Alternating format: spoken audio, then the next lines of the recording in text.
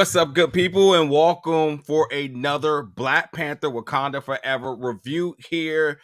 I'm Nigeria of Big Gold Belt Media. That is Sam of TeamJVS, and we're finally getting together to talk about this film.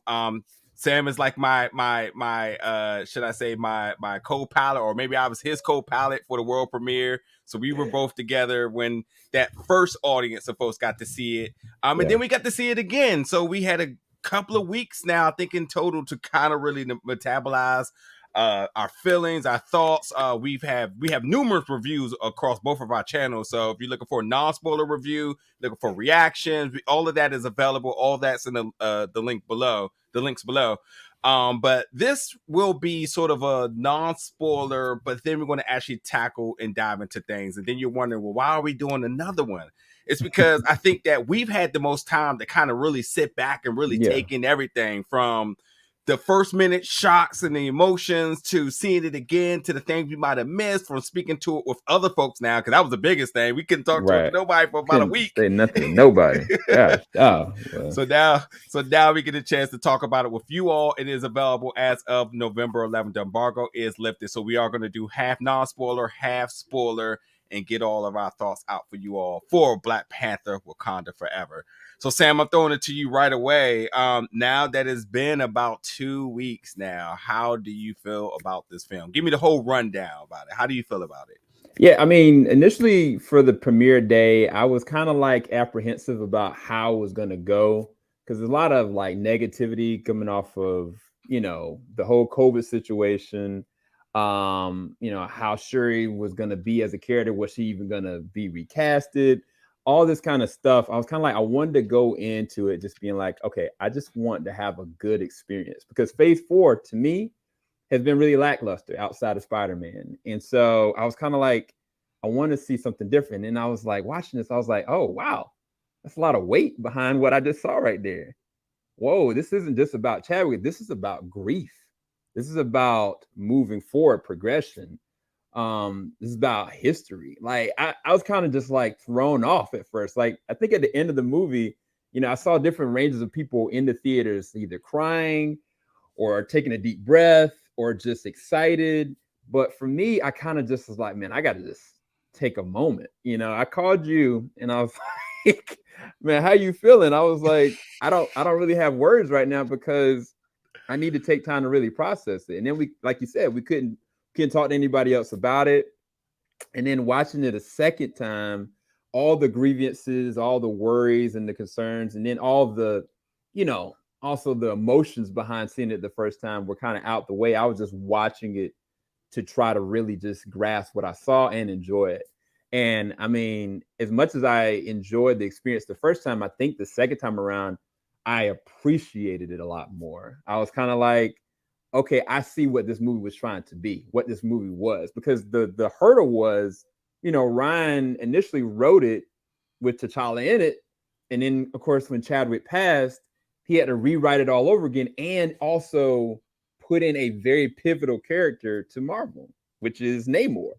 And I was like, dude, that's near impossible. Like, nobody's talking about the fact that just for him to be able to make this work, there's been many different writers and directors that failed trying to do what he did. And I mean, dude, yeah.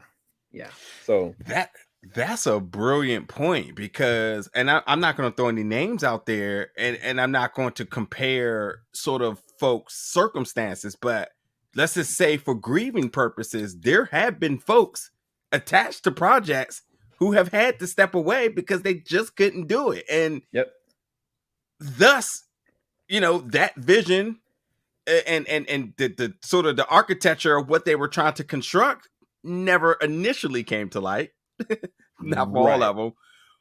And thus they became something else. So yeah, you're entirely right. Like Ryan did the unthinkable. He stayed with the project. He had to pretty much clean the whole chalkboard, erase it, and go back to it again. And one name you didn't mention is Letitia, who I think too. I said it in one of my reviews. I said, could you imagine if one you were given one assignment? He was like, hey, you're gonna have this role, you're gonna do something cool, blah blah blah blah blah. He's like, all right, I'm ready for that. Let's do it. And then they're like, hey, with the circumstances, I'm sorry, but like, Now you're going to be the lead. Now you Right. have to fill in your brother's shoes Mm, and mm, mm. carry that weight, that grieving, that processing. I mean, even and that not that Ryan or anybody from Marvel would say this, but you know, that sort of those shoes you have to fill, that responsibility, you know, Right. that stardom. You have a lot here, and it all rides on you. And I just couldn't imagine somebody saying, you know, basically being told that in one way or another. And well, she showed up and she showed out because she definitely did the job. So and I think that Letitia's performance is and like I do mean this in all due respect. I think she acts really well, and I think at times she doesn't in this film because she doesn't have to. I think the closing shot, you talked about the final moments of the film, the closing shot, I think it was a reflection of the audience. We kind of sat back in Yeah. silence and kind of was just like, wow, like one, we seen it, you know, whether Mm-hmm. you liked it or not, but you seen it and you sat back and you just kind of, you know, you get hit with a moment. We'll talk about that in a second, but like you Yeah. sit back and you're just like, wow, no, they did it. They actually Yeah. did this. Like, and that moment of reflection, you can see her just crying, and you can't help but to see yourself in her in that moment of saying, like, nah, they really did do this. From all the ups and downs, from COVID, from the grieving and losing their star, and then other people having to step up and rewrite and all this thing, like they did it. And that was like a moment, I think, for at least our first viewing. I know that was a moment where everybody was kind of sitting back like, wow, like for real. I feel you, Letitia. I feel you, man. Like this is tough right now, you know. Dude. So Because the thing is, like, Chadwick was a cool brother, man. yeah, Like he radiates charisma. Like he's a natural at it. Like it's like people he sucks you in, whether it's an emotional moment, whether it's an action moment, or whether it's just a somber moment. Like he can light up a screen just automatically off rip. So it's kind of like she couldn't. There's no way she could ever recreate what he did, mm-hmm. character or actor. Like she couldn't do it. And then also Shuri, I mean, the few films we've seen, she's a genius. She's an intellectual, and yes, she loves her brother. But most of the time, she's a happy-go-lucky, positive person. You know what I'm saying? Like this movie takes the concept of the most positive, nicest, smartest person you know, and they have the person or things ripped away from them. What does that do to a person? Yeah. And the worst parts of them starts to bleed over because of their grief, because of their lack of belief or hopelessness. You know what I'm saying? Like I think that's one thing I wanted to bring up in my review. We couldn't, but I think it was a lot of hopelessness that Shuri was dealing with, and hopelessness diverts people to do a lot of terrible and undermining things that they never would do. Yeah. And I think that she played that very well because the front half was kind of like, you know, it was a quick shock. And it was like, oh, she's still bubbly, but then there's something missing there. There's something bubble under the surface she's not talking about. And they get to it, but it's not like she has to act through that. It's more so the rage and grief is what she's really kind of acting on. But yeah, because I mean, the camaraderie of her and her brother were little moments in the film that were major moments for the culture. You know, when mm-hmm. you go up to your homeboy, your homegirl, and you do the Wakanda Forever, like that moment that they do that on screen became much bigger than anything that the film put out for that entire period. Right. Everybody was doing it just off that moment. I mean, granted, if you know Black Panther, the lore, the comics, whatever it may be, you get it. You get the Wakanda Forever, you get the chant, the battle cry, whatever it may be. Mm-hmm. And we've seen it happen in Infinity War. So we know like when you throw it up, like it's going down. But they made it cool.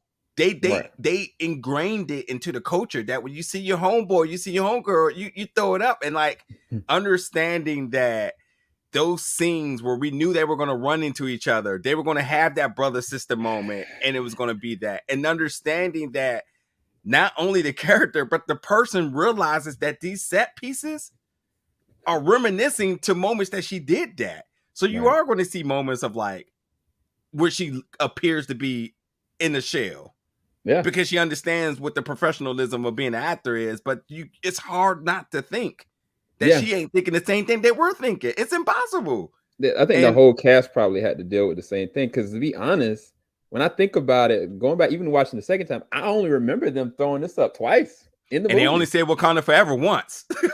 So one time. and it's genuine feelings. I mean, we were at San Diego Comic-Con, so when the trailer first hit, it was the most chilling feeling I felt in the act of celebration. I think I've only felt that feeling in like a celebration of life at a funeral, but this it didn't feel like a funeral, but it's just that chilling feeling that everybody was all on the same page of just like, we just seen something special. And although it was unlike that feeling and that atmosphere was unlike anything. If you've never been to San Diego Comic-Con, never been to Hall H, you know about that feeling. The Rock said it when they premiered Black Adam about that feeling and being in that hall. But understanding what we saw in the beginning of that day and what we saw at the end of that day were two totally entirely different feelings. And when you saw the emotion of Coogler, who can bear, one of the most well-spoken people out there, who could barely muster up words, and Letitia and Denai and Lapita, and they're just all up there and they're just all hugging each other, crying. I just knew we were in for something special. I just knew it. And it's just raw feeling. It's complete raw feeling. To go back to the film, let me ask you a question that's obviously been the hot topic of the film, is the handling of T'Challa. What's sort of your thoughts about this? Man, that's such a trigger. In the way that Ryan wrote this, to me, even when you guys have seen it in the trailers, like the funeral scene, like T'Challa's homecoming, it's almost like a celebration, of him passing through. I noticed then that everybody was wearing white, everybody was smiling, just culturally it was just there and present, but the family, they couldn't get there. Like everybody that was connected to T'Challa in one shape or form was dealing with this grief in such a very pivotal way. And I think that the way that Ryan wrote this, it wasn't necessarily for us to feel all these emotional pains and be hurt. It's more so about the process of dealing with grief and overcoming it, moving forward. So I think that was the reason why they sculpted it this way. Now, I'll say this about T'Challa. There are plenty of brothers and sisters out there that foundationally look at T'Challa as bigger than just Chadwick. That is an absolute fact. So do I think eventually they should, recast T'Challa? Eventually, I think they will. It may be a different universe version of T'Challa, but I think for this film, I think that everybody that was a part of the cast, including Ryan, I think they couldn't muster moving forward with just recast. I don't think they really could, realistically. I think that's really what it came down to. I think if Ryan had to recast Chadwick to do this, I don't think he could have done it. I really don't. I think it would have been one of those situations he would have bowed out. The rest of the cast would have tried to, act along, but it just wouldn't have been the same. No matter what way, it wouldn't have been the same magic. But I do think that there is resonance to eventually the character coming back. I mean, I'm not even talking about certain stuff that we can't talk about later, but I think in general, T'Challa does need to come back just from a representational standpoint. But in this film, they didn't need him, but you also felt him the whole entire time. And that could be negatively or positively, depending on the person and your perception of what you wanted coming out of this. Because I knew a lot of people that's been saying like, man, I can't wait to I'm ready for the tissues and I'm ready to get hurt and pain. And I've heard some people that saw it just recently. It's like, I was expecting to get hit so much more harder. And like the trailers, presented it was going to be this, that, and other. And I'm like, you went in with the expectation that you were going to be hurt. And that's not what Ryan wrote. That's not what he was trying to present. So that's why I mean, negatively or positively, it's going to be interesting, people's perception. Yeah, it's also about how you deal with no two people deal with grieving and processing grieving the same way, and no two people really deal with death the same way.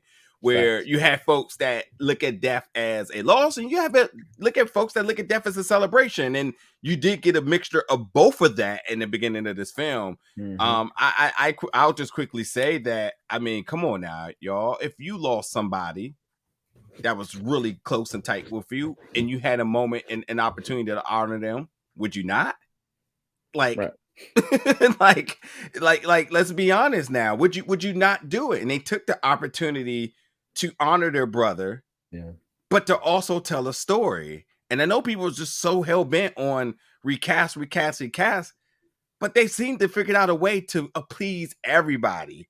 And it's odd to me because people are sort of for people are overshadowing their judgment without even seeing it. And again, we've seen it now twice. So, like, you know, when we seen the first time, the embargo lifted for the first group of folks that got to see it, and folks were in both of our comments saying things. I'm like, well, I didn't see you there, so I know you didn't see it.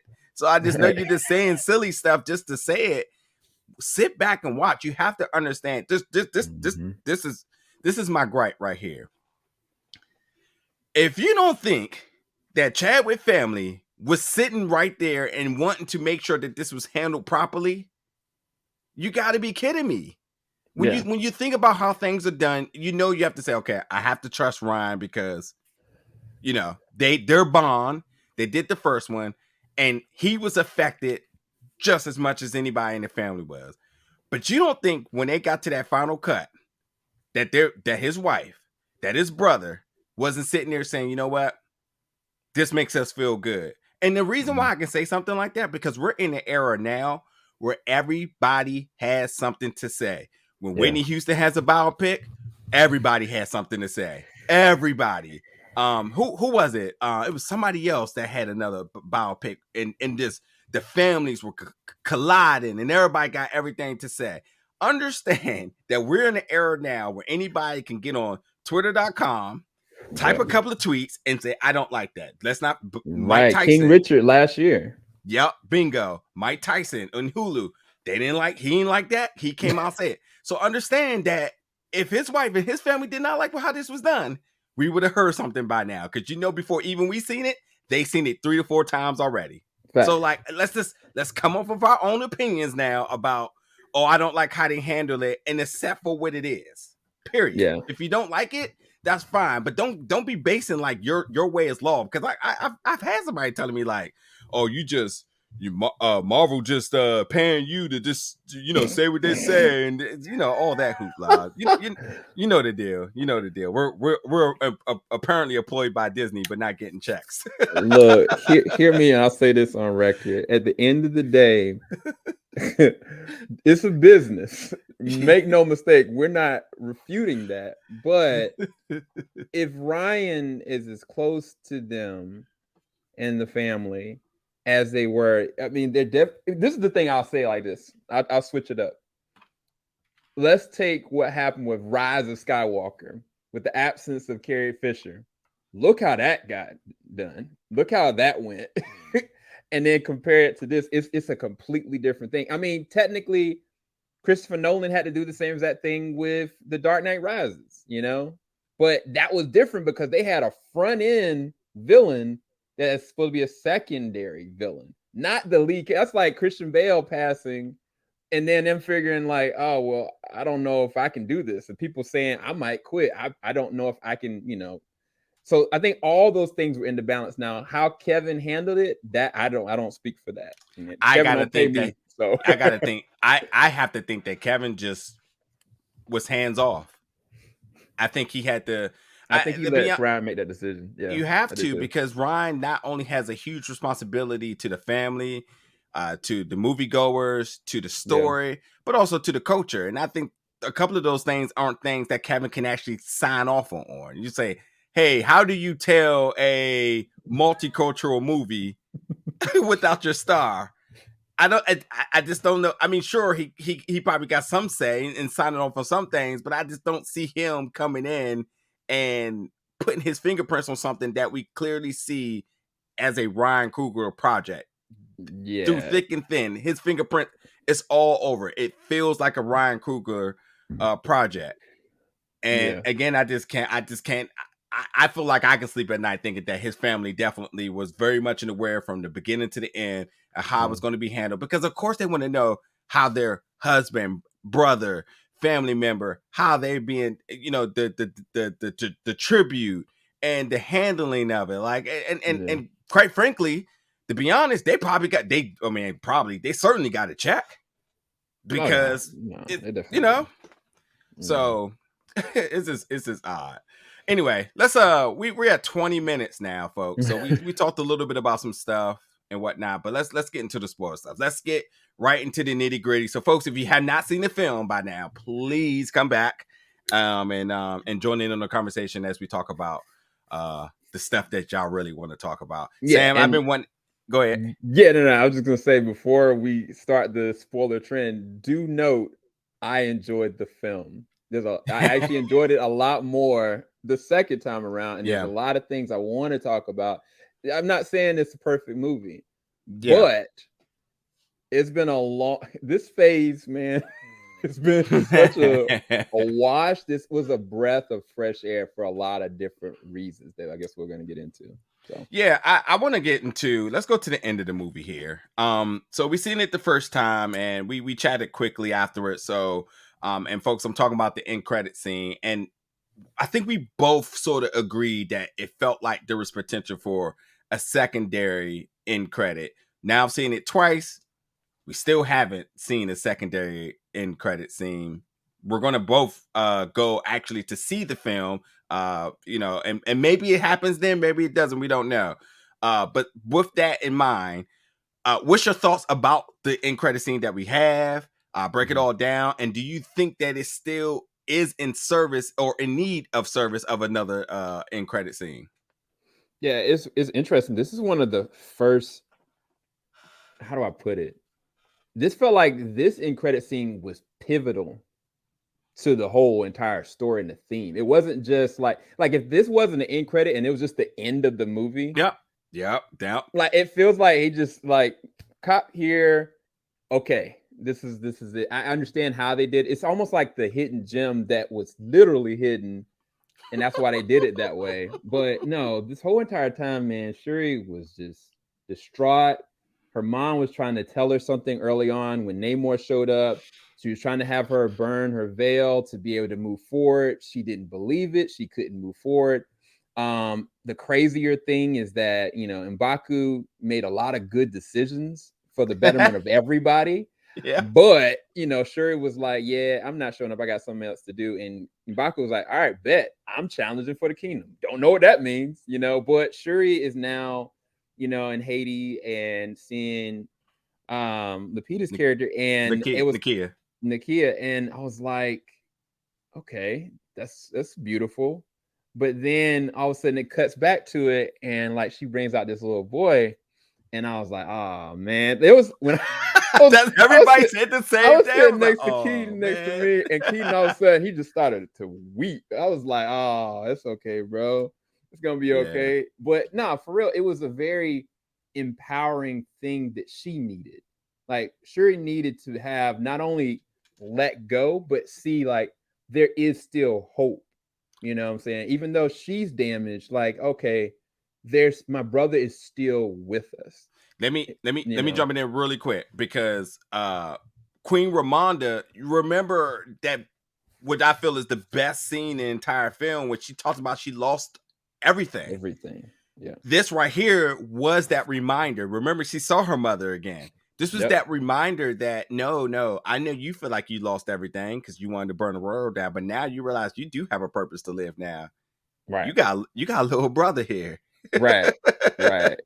You got our little a nephew here. You can't give up, and that's tying in what you're saying. That's where I kind of was like, when I saw that, beyond what we started to know what was happening, I did the second time look at Shuri like, yeah, like you kind of was giving up at this point, you were kind of making do with like, this is your life, you don't want to be the queen, you don't want to be a Black Panther. You just kind of just gave up on things. You felt like your service was done and you didn't have anything else to go forward with. And seeing your nephew now, it's that moment of just like, man, Life is crazy. But Yeah, go ahead. because I was gonna say is that a lot of people don't think about it. The second time I thought about it, I was like, this is her last remaining relative. Because everybody else is gone, it's like this is it. And so then it's kind of like my head would go, oh wow, I have to protect my brother. I have to make sure nobody wants to kill him, because from the line of succession standpoint, he is, I mean, of course he's gonna have to challenge for it, but as far as the throne, it's like, okay, now I have to grow up, I have to be his protector. I have to be my brother's son's keeper, kind of thing. And it's just crazy because now it's like there's more reason for her to go back to Wakanda and make sure things are prepared for him so he can be able to come back home. Because again, I actually liked M'Baku in this because he made a lot of good sound judgment. But now it's going to be a situation when this boy, grows up, what does that look like, later on? So I think that's a really good segue going into a Black Panther 3. Now I'm kind of like, I'm curious to see where this goes, especially depending on how much time goes through. But the other thing I'm going to say, and I do know that I was hoping for one other end credit scene, only because when they went to the UN and the Queen was like giving them the business, and I was kind of like, oh man, all these other sovereign nations. I was like, and they're talking about vibranium. I'm like, you know what? We already seen Moon Knight that Von Doom is a thing. Like Doom could possibly make a run at trying to get the remaining vibranium that was from the wreckage before.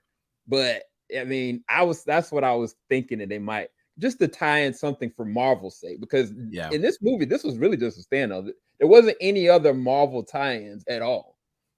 You had I'm about to call it the Runaways, the Thunderbolts. Obviously, you kind of setting that up a little bit. And you're right, because I mean, Namor mentioning that he's a mutant also has like implications. But yeah, the nods towards powerful nations has been alluded to more than enough times in this film. So like at some point now, everybody knows what we're talking about here. So yeah, that's why, and everybody suspected that Doctor Doom would be involved with this film. Now, after seeing the film twice, I don't think we need Doctor Doom. But an end credit, end credit would have been interesting. But I also don't think we really need it now. But it would have just been like, it would have been icing on the cake, It would have definitely been. I think it would have been one of those situations, kind of like the Superman situation. Everybody been like, "Oh snap! Okay, what does that mean? What does this mean?" So, but I don't. Do you think that it's either one or two things happen? Either one, they had it and they removed it, or two, they're keeping it for the public. I really don't know. I really don't know, honestly. But listen. Think about what essentially what Dwayne "The Rock" Johnson did with Black Adam, when people knew that there was going to be end credit. I mean, one way or another, it heightened it heightened everybody's expectation for the film. I mean, to the point that everybody said, I don't even care if the film is good or bad. The end credit was so crazy that like I love the film. Right. It's true. And this could be a contingency plan where they're like, well, just in case for some reason this isn't well received, we can throw that baby in there, and everybody, short-term critic memory or short-term fan memory, people's just like, yeah, the movie sucked, but that end credit was so crazy. I love it. And I mean, it's the same. I love Miss Marvel. I still think it's the best MCU Disney Plus show. But let's be honest though, when she mentioned mutant, that was and the X-Men theme, that was the biggest takeaway from every episode. It's the same thing with She-Hulk. When she mentioned mutant and all breaking the fourth wall, that's all everybody was talking about. So maybe this is a plan that they could have. Because to your point that I had not realized, but I think we should put just a little bit more emphasis on, the end credit that we did get did not seem like it was an end credit. It looked like it was just the end of a film. It was not anything that they had to film after the case where there's like, okay, wait, we need to add something, which tells me that this was always a part of the plan. Always. It felt very fluent with the film that it literally could have been the end, and they wanted to maybe add an end credit because that's like the Marvel way, but it felt very, very much like just the ending of the film, and it works. Two reasons Yeah. it works, because this young boy that we've seen twice in the film, he was at the school when Queen Ramonda showed up with the two girls, when they were speaking French, which, by the way, this film speaks 4 to 5 different languages. I think I counted 4, but I think there may be one more maybe missing. But when they went to Haiti, they were speaking French. So when the kids came there and they greeted, that's the first time we seen that boy. And the little boy is handsome. And it's sad because we will never get to see him act in this film, because of course the next time we come back to Wakanda, that boy will have been aged. And now, folks, this whole recast T'Challa, it ain't no recasting here. This is just a new T'Challa. So now you can essentially go through the ropes of casting and bringing the next person up that don't have to even fill shoes. They just could be themselves, because this is another T'Challa, and it just works, folks. We back to the thing we started this review on. We started off with the tribute and how they handling the death of Chadwick Boseman, and y'all wanted to know how are they going to handle the recasting. Both were done here easily. So stop complaining. Sam, let's go to you talked about Marvel tie-ins. I don't want to spend too much time on this because I don't think there's much to give. But what do you feel about the introduction of Riri Williams, and where do we go from here to Ironheart? So that's interesting. So actually, a lot of people have been giving Riri a lot of flack because they call her the quote unquote comic relief. But my thing is, I feel like they interjected Riri the same way they did Shuri. Yes, they did. Smart. She was funny, hip, and she's not just. I didn't look at her as like checking off a card or just the pseudo this putting her in Wakanda. It was more so like, okay, whoa, the government used this chick, and she's sitting there just trying to hustle to make it, and. She's got her own conviction. She's got her own backstory that we didn't get a lot of at all. Even just talking about her dad and the car, even like the fact that she had a suit already ready, like, and she also is respectful because, in all honesty, I'm assured that suit that she made probably have vibranium. She's like, nah, it's all good. Like, I just want to be able to pay it forward because your mom saved my life. And you've also put a lot of emphasis in protecting me. So I think that they built her up really well. If I look at all the other Phase 4 movies, but they've had a lot of young Avenger, types in this one. This one was the one I was kind of like, okay, this ain't an America Chavez.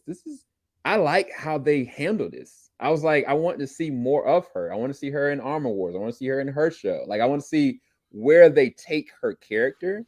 Yeah. Because I actually like the actress and I like the way they handled her. Now, I think the question was she needed? I think the way that Ryan wrote this, it was required for Namor and his people. I think they had to have a focal point of bringing it back to why, all this even started. But, I mean, if it was written differently, she didn't necessarily need to be in it, but I think that she was a pleasant surprise.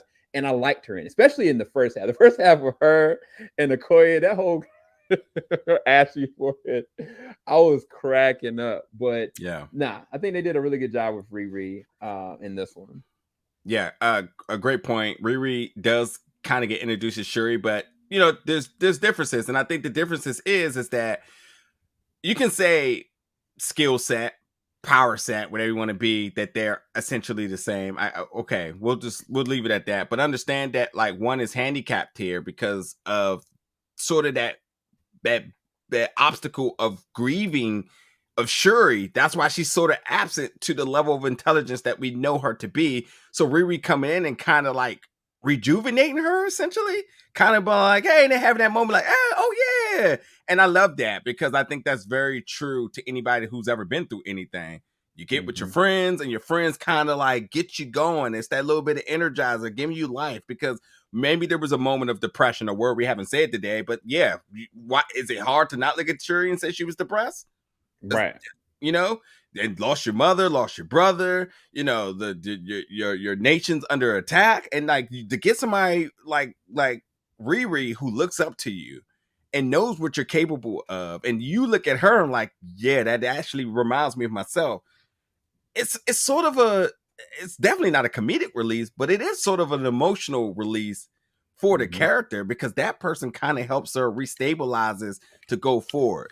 So I think Riri's importance was pseudo necessary, but I thought her introduction wasn't big. And I think why? Because she has her own show. When we can get the full blown introduction of, just her first time equipping the suit and all sorts of different iconic moments that she could get. Even in the final battle, like, we got her. We got very, like, we know she's there, but not a big impact. Action scenes in the end, I was like, yo, she was putting in work. He was putting in a lot of work. Like, matter of fact, it would have been a lot of more dead Wakandans without her. You're right about that. They only had 5 left, so. Look, I'm gonna talk about that later when we get to it. But. So what else has everybody been asking about? So in credit scene, the Chala'S Death. Look, I guess we can bring up Namor and the mutant thing. What's your reaction to him proclaiming himself to be a mutant? And the biggest question now is, where do we sort of see the introduction to, well, of course, who we all waiting for, the X-Men? How do you see this play into things now that we got, sort of 2 mutants introduced? The introduction and the terminology of mutants introduced about 3 to 4 times now, but we still don't have the X-Men yet. We don't even have an announcement for it, but like, obviously things are all going to be built into that eventual reveal to some of the most iconic X-Men, whether it's a Wolverine, which we know for Deadpool, actually. But yeah, where do you kind of see this going now that he now proclaims as a mutant?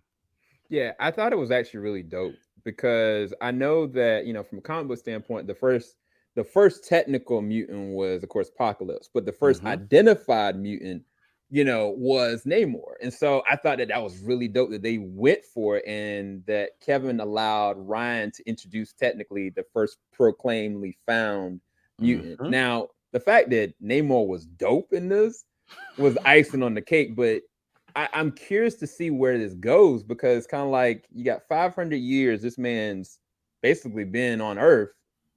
So you would kind of think there are other mutations outside of the plant-shaped herb.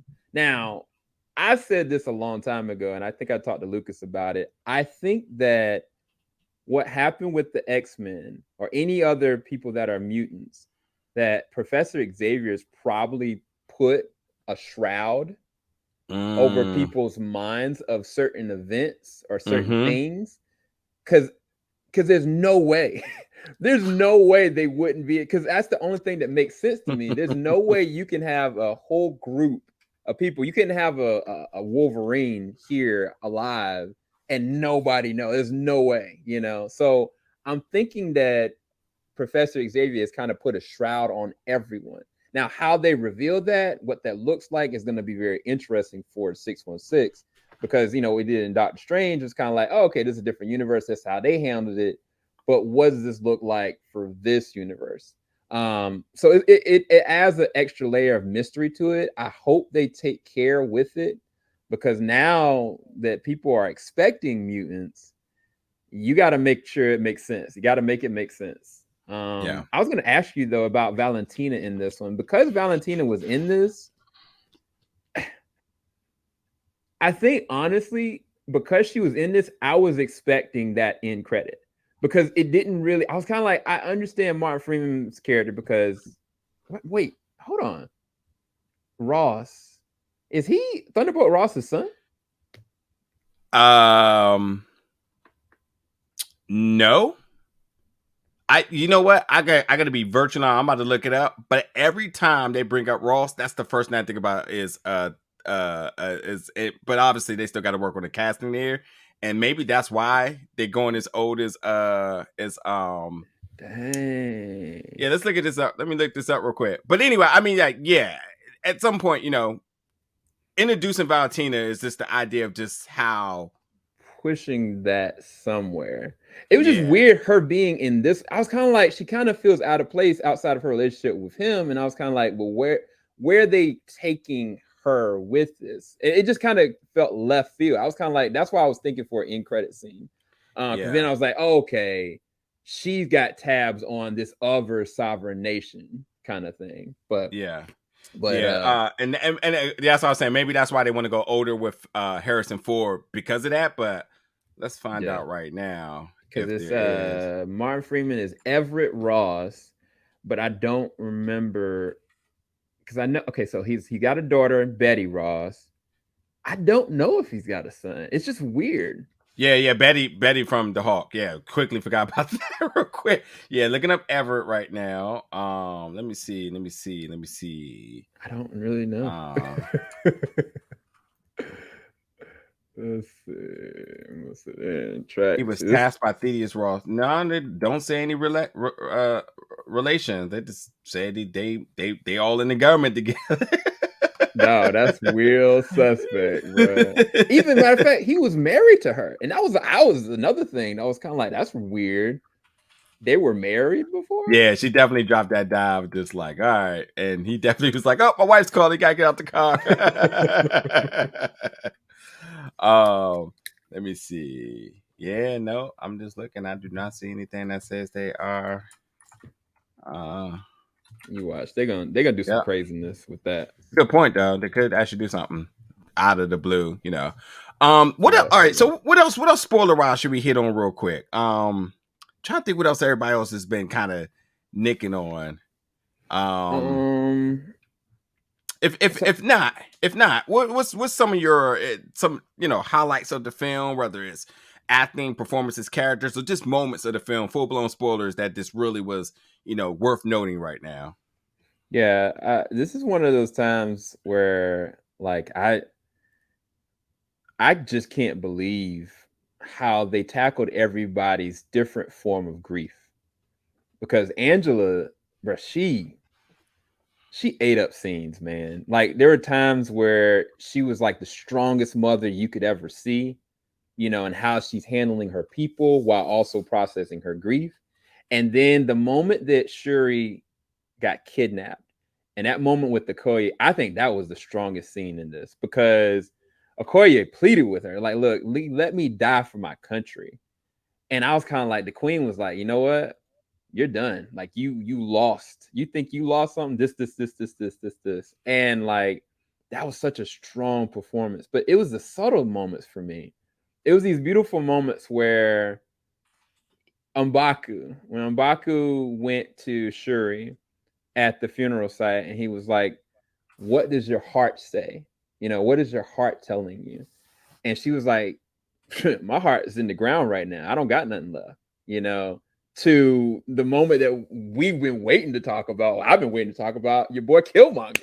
Killmonger was like, look, you ain't like your brother. You're more like me because you're the one sitting there talking about you want to burn the world. What you want to burn the world about? What's going on inside of you? Yeah.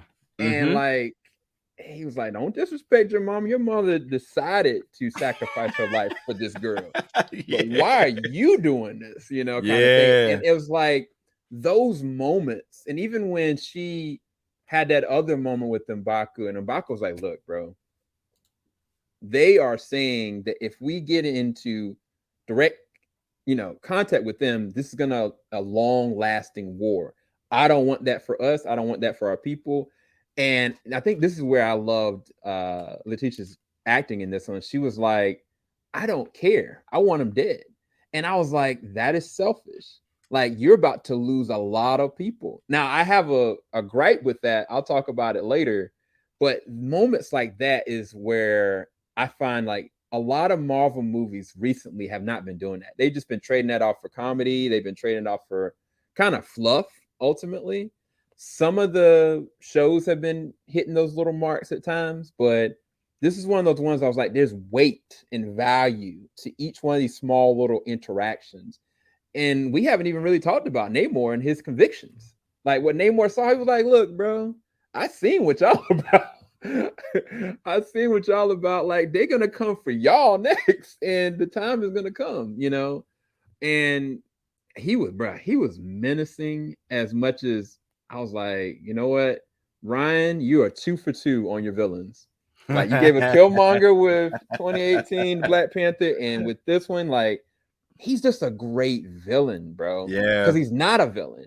like there's a reason why he's doing everything he's doing. I mean, you might disagree with him, but and this is very much on par with the comics. He's always been like an anti-villain. I believe he's even accredited to being one of the first anti-villains in Marvel. So yeah, and I say it all. I've said it in every review I've done, so I might as well say it now. It's like, listen, forgetting his name now. Who plays Namor? God, his name's slipped by man. Oh my gosh, I never get his name. It'll come to me in 1 second because I make sure I pronounce it right. But let me say that, like, this guy comes off as charming and just Tunok Huerta. Just charming and seductive, and like, you know, you feel for what he's going through, and then he whispers in there, it's like, and I will come back and I will bring hell on earth. so don't try me. And listen, if you tried to call his bluff, remember how many Wakandans was left at the end of the film? 6. Bruh, and that's the thing about this movie. There's a body count on this movie.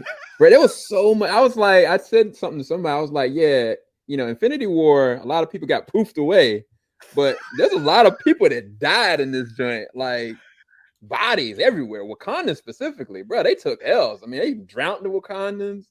They freaking were killing them. Like, it was. But yeah, I'll talk about that because that's one of my slight gripes about something that happens towards the end. But yeah, man, Namor was not. He did not give a flip, bro. And folks, I think we're going to get a lot more Namor. I mean, I think that by performance, it just all of the advocacy that he done in all this promotional work that Tunok is just. You want that person, you want somebody like him in terms of representation, in terms of just getting it. I mean, like, and then getting it and killing it, like a lot more. And I don't know where the next time we see him, but I can't wait already. Hell, put him in the next whatever film. Put him in Quantumanium. Speaking of Quantumanium, here, I noticed something, and the first time I noticed it, I didn't actually notice what I noticed. And I don't know, was it you? I don't know if it was my other buddy. But there's a scene where Riri is in the labs. When the first time she gets into Wakanda and everybody's doing what they do. Riri has her own set of tools and all her junk scraps that they describe them. And Shuri's doing what she's doing on the lower deck. But one of the Wakandans comes over to Riri and is basically like, oh, something. She's just like, oh, yeah, you know, quantum drive. I did something like that at school, something like that. I was like, uh-oh, you can't be throwing around words like that. And then I'm like, okay, there's a couple of things I'm thinking. You think quantum, you think about time and all this other stuff. And first thing I thought was like, oh, maybe this is a way that they somehow can age little T'Challa. But that's not even a biggest thing to worry about right now. Forget that. The Quantumanium trailer. Oh, we see Miss Cassie Lang. What's in her hand? A quantum drive, which seems to have taken the entire family to the quantum realm, which everybody suspects this is something that Kang is after. Yeah. He wants Ant-Man because he's a master heist. You know, he can get anything if he need a master theft. He can, you know, in terms of all of the heists that he's been on. So if there's something that's missing from Kang, everybody's talking about his, you know, his time travel seat. Maybe that's what he's looking for. He's looking for something, right? But only Ant-Man could do it with his knowledge of the quantum realm, his experience in instilling stuff. It just makes sense. Yeah. Well, if we're going to have an Avengers Kang Dynasty, I mean, that obviously means just like the same build for Infinity War and Endgame that you have Thanos looking for something that's in all of these different films. Right. So I started to think. So we had the introduction to the quantum drive in the trailer of Quantumanium, which means Cassie has something. Riri obviously has something that goes to the Disney Plus show, but introduced in Black Panther. And I was wondering about the next phase of films coming out. And then I realized that, well, who else could have one? And I said, oh, isn't the Fantastic Four also a part of this slate as well, too? And do you now have your young Avengers core all attached to one particular device, all having the expertise to have this. And is this going to be what connects Kang to all of these different films? Is the quantum drive, and you have what's Reed's and Susan kid name, because I always forget. Not Franklin. Right. That's how, you know what? That's right, because Kang is a descendant of Reed Richards. That's right. I forgot all about that. Let me look that up. So I'm just thinking here that, Riri dropped a big nugget in this, and Benjamin. major connectivity. Franklin Benjamin Richards. Who, by the comments, also develops one as well too. So Fantastic Four coming out and there is not only your core of Young Avengers, but also your will for Kang to have to be a threat to every single film that's coming out until we get to the Avengers movies. So there's that. So that was my little they put that on a hush in this. Like, I heard what you said, because certain words in films, like your antennas go up when you say mutants, when you say quantum, when you say Infinity Stone, anything of these things. Wait, didn't Ant-Man make the device that aged? Who was it? Was it? I can't remember if it was the Hulk and Ant-Man working on the device that helped to age. I can't remember. They were the device that they were initially working on worked, and they were trying to get into the past, but it aged one of them. I can't remember who got aged randomly by the device that they were messing up.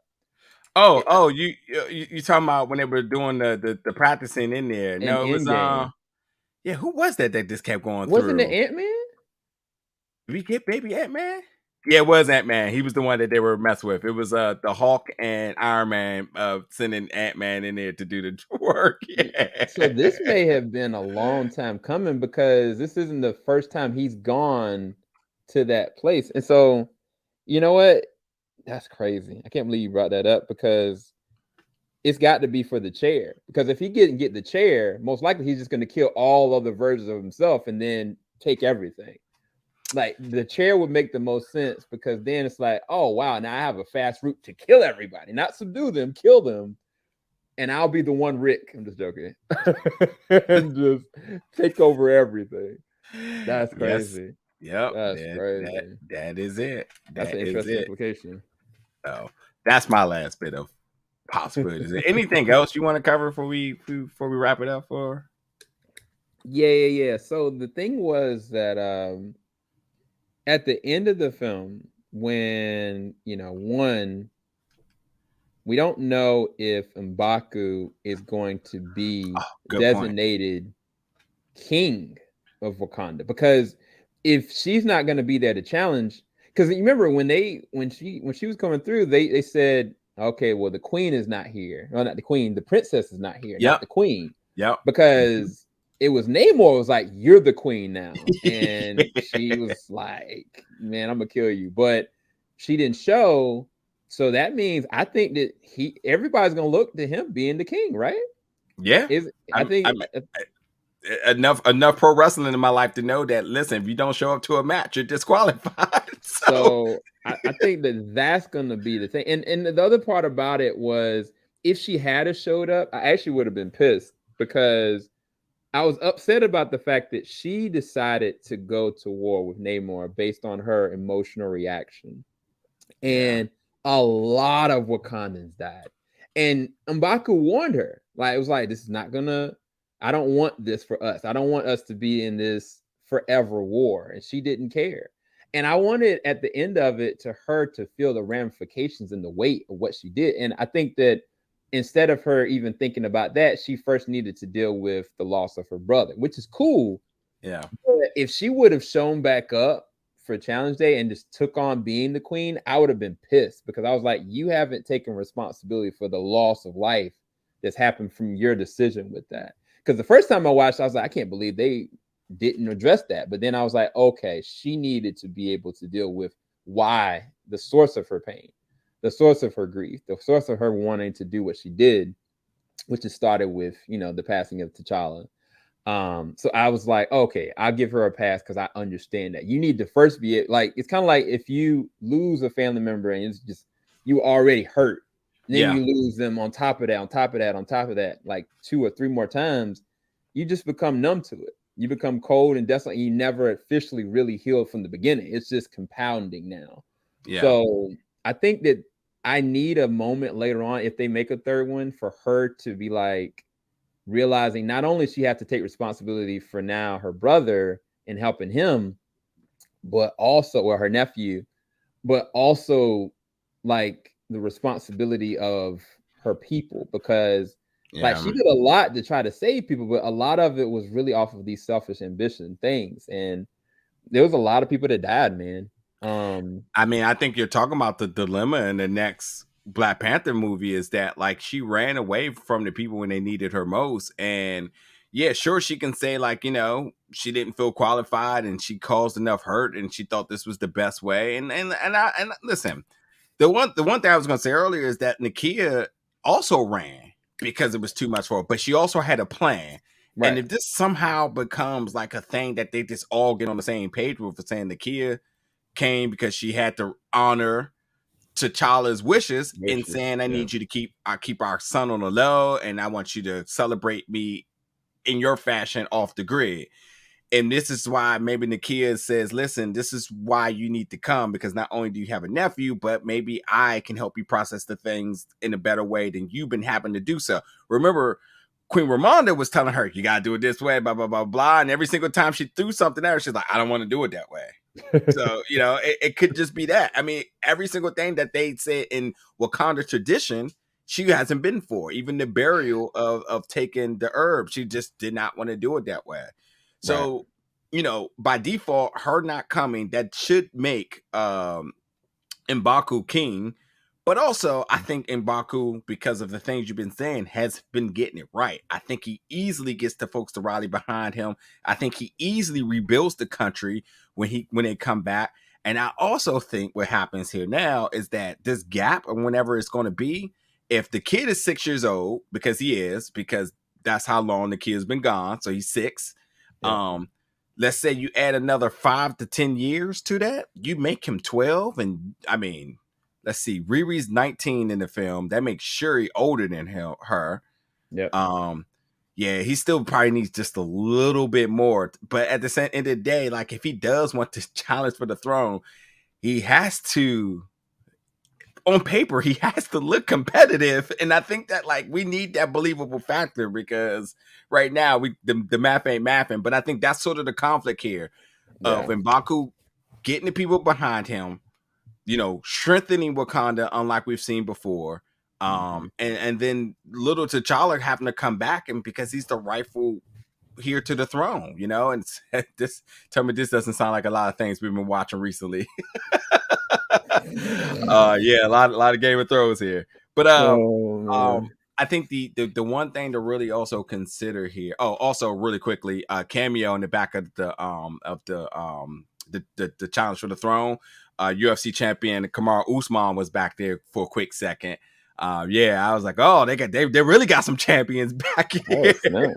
Yeah, I was like, oh, he should have jumped in for a quick challenge. But yeah, I think as much as we know about Wakanda, we want internal Wakanda conflict, but we also want real world, conflict and where does that go? So like, yeah, I think we pretty much can have like a little bit of reassurance knowing that's where they possibly can go, going back and saying like Wakanda has a new regime, a new style, a new. Ooh, that's one thing we can talk about is the world's perspective on Wakanda, because they don't know about Namor and his people and what they did. The perception is these Oh Wakandans gone crazy. They done man, assassinated their own queen. They yeah, done came to the States and snatching up people. Like on paper, it looks really bad. And on top of that, the president decreed that he wanted to go against Wakanda.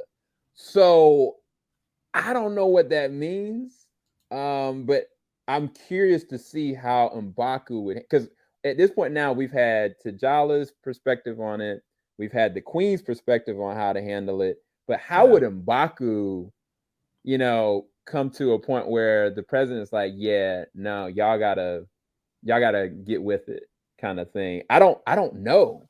Like his whole thing is not diplomacy. It's more so like protection, being strong, but he's become wise. He has become really wise, but I don't know how he would handle if the United States is threatening to take action on Wakanda, because then it goes back to what Namor was like. Namor was like, look, because I ain't gonna lie to you. I think even when we were in the theater, I was like, yo, he could have just millie walked the rest of them during Wakanda, low key. Like, it regards him dying, like he would have died a martyr, they would have been done. But he said to his companion, like, I've waited years to do this. We could have just killed him. Like, no. Trust. The surface world will come for Wakanda, and they are great allies. They have the Black Panther and a strong nation, but they're going to need our help. And this will work out. This is the long game. I've been living for 500 years. So I don't know if that means that they're going to need Namor later. I don't know. It's exciting. I think those things are really cool to think about. Yeah, that's such a brilliant point, and I like the optimism that this film did kind of feel like a self-driven, self-sufficient film, but it does have implications and possibilities, and a lot of reasons for us to theorize on. Because we got a lot to work with going forward. I mean, we project this film is going to do really well. It's tracking third in box office of MCU movies after Doctor Strange and after what's number one? Was it Spider-Man? Oh, Spider-Man. Yeah, of course, it's Spider-Man. So yeah, and I think it's going to do well. Holiday weekend this weekend. Obviously the first Black Panther was released in February, which a lot of Black people showed up for Black History Month because a lot of people thought the movie was something it wasn't. But that's okay because the money wrote it. And I think this was a little bit different. Coming out in November, I don't think it has any competition. It's just the fact of folks coming in and just paying the money to go see it, and I think that a lot will happen comes by Sunday when all the money is totaled in and we kind of see what it does. But by all means, I think we certainly with a great deal of confidence know we'll get a third film, and we'll see what Ryan has. We'll make sure Ryan still sticks along for it. You never know, man, because what Ryan did 2 Creeds and then that was it, right? Yeah, that was it. And then now you Oh, have that's a good question. He had an interview recently. I haven't read it yet, but somebody asked, would he potentially be directing Secret Wars, and what about the sequel for this and doing a Black Panther 3? I don't know what he responded, but I think I saw a quote. It's like, I put everything of me into this.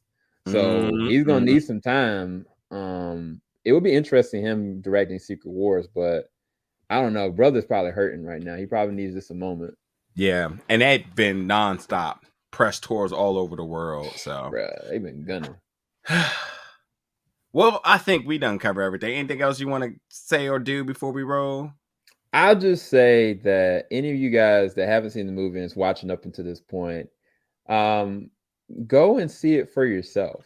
There are going to be people that are going into this already upset that the fact that they didn't recast T'Challa, upset with Letitia Wright's COVID situation, and how far it got drawn out, and the dissension that was kind of going on in the back end. And a lot of people, their perception of even how Marvel's been recently has been really jaded. But do know, in my personal opinion, this is one of the first in a long time, in a few years, that we've got like a Marvel movie that does have some emotional weight to it. It's got some amazing action, great set pieces. I think I was going to bring up, I don't know how to say it, is that the first movie was absolute Black excellence. With this one, it is your emotional grasping of grief, but also you're not alone in your grief, and you're not alone in your convictions, because the Latino community and the Mayan community of how they do this, man, I ain't gonna lie to you, they put as much weight behind Namor and his people as they did in 2018's Black Panther and Our People or Wakanda. I think some people may be jaded about that because it's very different. This is a very different film. But I think if you really take it to form and realize, you know, don't think of this movie as going to be something that's going to hurt you. It's more so something that it's going to take you on this journey. It is long, but I think you can pull some really good things out of it. Yeah, well said. Well said. Yeah, folks, go see it. I know there's a lot of commentary online, including our reviews, our recaps, this discussion here. But it's all in sake of you going to see it and making your own opinion. Then come back and be a part of the conversation. Chime in on your thoughts, things you think we got right, things you think we got wrong, other little tidbits you want us to further elaborate on, connectivity, theories, possibilities, all those sorts of things. We'll completely embrace those in the comments below. But until the next big Marvel movie that we have to connect this one to, there'll be plenty of more reviews, recaps amongst the two of us here at Big O Belt Media and at TeamJVS. All that in the description below. You all have a good time. Check out Black Panther Wakanda Forever in theaters November 11th. And we'll see you back around very soon for more reviews, folks. Thank you for watching. Peace, y'all.